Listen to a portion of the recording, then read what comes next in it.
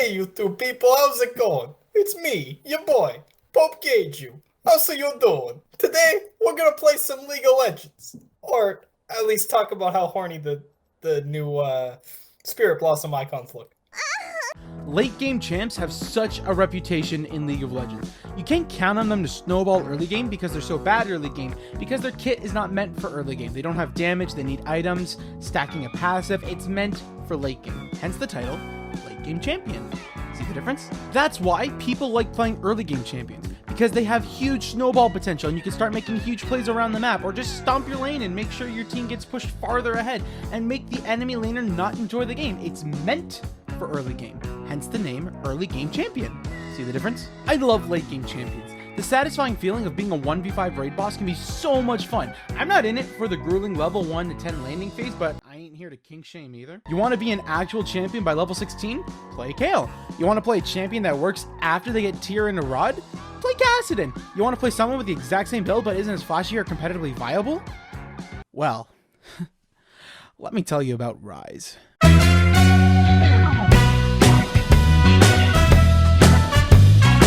Ryze is one of League's oldest champions, and the most confused about themselves, if you know what I mean. Like, if I had 2 full reworks and then multiple mini reworks within said full reworks, I would probably want to find a better analogy for this as well. The idea of Ryze is to have a machine gun style mage, just constant DPS with spells, which is a pretty unique concept, and Kog'Maw is a fucking hipster for trying to catch on to this trend. Go back riding your Lulu's dick, she misses you. All of Ryze's main abilities all do more stuff off of his E, so let's talk about that first. Spell Flux is a magical orb that Ryze can shoot at an enemy target, marking them with Flux. This makes it so that way you can become an actual champion with actual meaning and actual ability. Flux is also spread to anybody near the casted target, and if you spell Flux someone already with Flux, you can bounce that shit even farther to people who do and don't have Flux. There's a joke in here somewhere.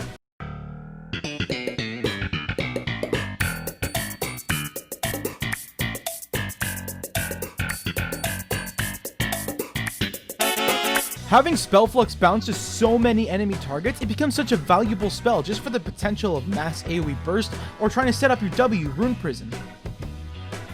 If we were talking about old Ryze, fucking pick your poison, dude. Holy shit, what have they done to you? Rune Prison would be an instant root that you could just slap onto people for no reason. And this shit was just stupid, but now it's just a slow. Pretty okay slow, but not like our Nasus root. If you know what I'm saying. Hey.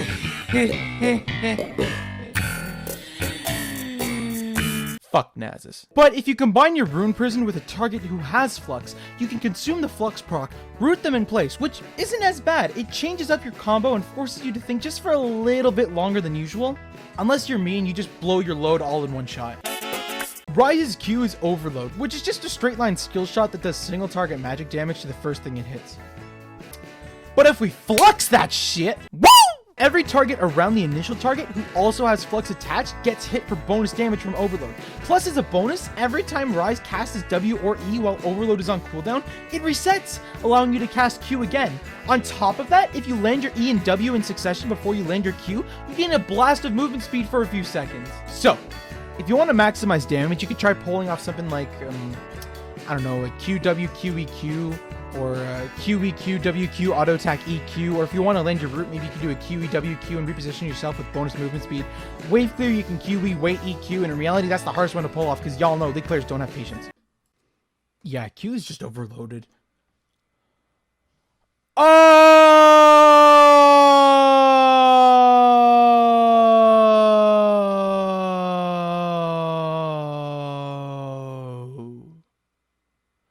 Shit! I get it! Overload is overloaded! Good job, Riot. First Rengar with his Ebola shit, now this. Like, honestly, I think Riot just fucked up with Gangplank and Parlay. Because it's paw. You might be saying to yourself, well, shit, this seems like this would take up a lot of mana. If I'm buying all these mana items, I don't think I'll have enough AP to burst anybody down. Oh, that's what passives are for! Arcane Mastery helps Ryze deal more damage based on how much mana he has. So instead of buying a Luden's Echo and thinking about rushing Lost Chapter, you best be buying a fucking tier. Because you'll cry now.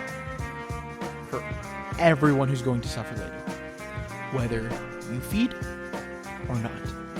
Finally, I should bring up Ryze's ult. Realm Warp gives you and your team an AoE teleport that can be used to catch out stragglers, start a team fight, gank an enemy lane from behind them. There's so much hidden potential and fun to be had with this ult. But fuck that shit. It also buffs Ryze's Q to deal even more damage, so that way you can go from this to this. It's so much burst and it's so much fun! You really only have two options for runes when playing this guy, and even then, it's debatable. Either you're playing Thieves Rush Ryze, so that way you could stack Mana Flow Band and also buff your movement speed procs even more to get that fast as fuck, boy! Feel? Or you can try Conqueror for more damage and sustain.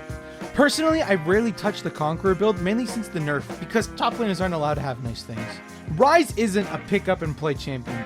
You do have to land his combos, you do have to stay positioned well, you do have to have enough forethought to know you need to get to late game, or fed really early on. Like, without your rod or tier, you are just not useful at all. But come late game, your sustain and your tankiness and will just become so huge, and your burst is so easy to land. As long as you throw an E to someone on the team, you just keep mashing buttons and then one person and the whole team blows up, and it's so satisfying. Like, look at that! Look at that! Oh, he's dead! He is dead for sure! In conclusion, I like late game champions. In conclusion, I'm still not level 7. In conclusion, Ryze is a lot of fun. You just have to get there and endure the long haul that is your team wondering why it's a 4v5 for the first 10 minutes of the game. But, yeah, it's pretty aight.